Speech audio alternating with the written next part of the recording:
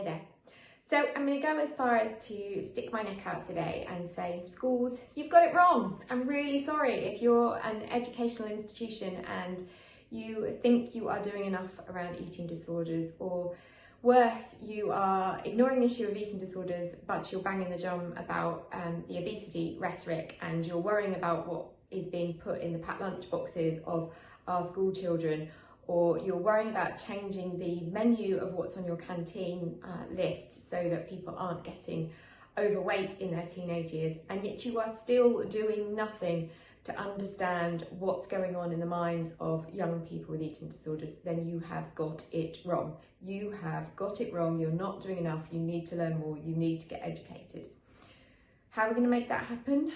Okay, so we're trying to do our bit here at Wednesday's Child, and I'm kind of using this video today to say, whether you learn via Wednesday's Child or you learn somewhere else, please, please, please, school environments, schools, colleges, kindergartens, nurseries, primaries, high schools, wherever you may be in that education spectrum, you have to understand eating disorders better than you have ever done before. We have a massive problem with eating disorders.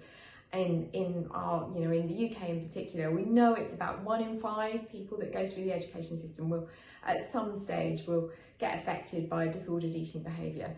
The issues around, just general issues around adolescents dealing with what they have to anyway, but then you add in social media into the mix, and now you've just got this really persistent dialogue about trying to make sure that we don't have a problem with obesity amongst young people. Then of course it's going to filter through to make people worried about their weight, worried about whether they should be dieting, worried about whether they should be exercising more, worried about what food is good or bad.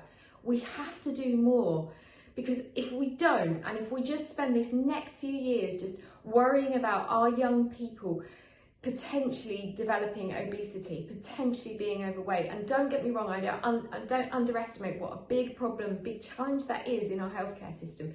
Obesity is a potential problem, but we really have to understand that it sits as part of a wider picture where we encourage a healthier, better, happy relationship with food, exercise, weight, and we have to just see it in the round. And if we're not doing that, we really do risk a huge problem down the line with young people who just don't know how to eat well, look after themselves, and have that healthy, sustainable relationship around weight management and food. So the bit that I say we've been doing at Wednesday's Child is we've developed a schools protocol that some of you will already have seen on our website.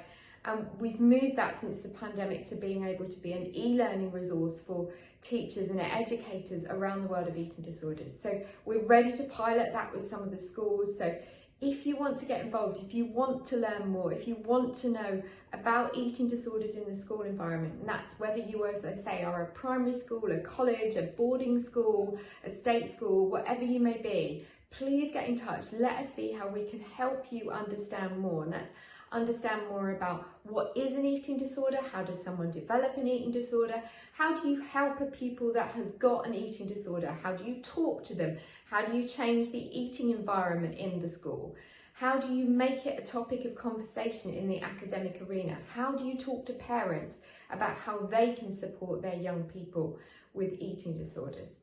So I'm really sorry to get so kind of het up about it, but it's such an important topic, and I really encourage you to get in touch with us and to find out more about our approach to education and eating disorders.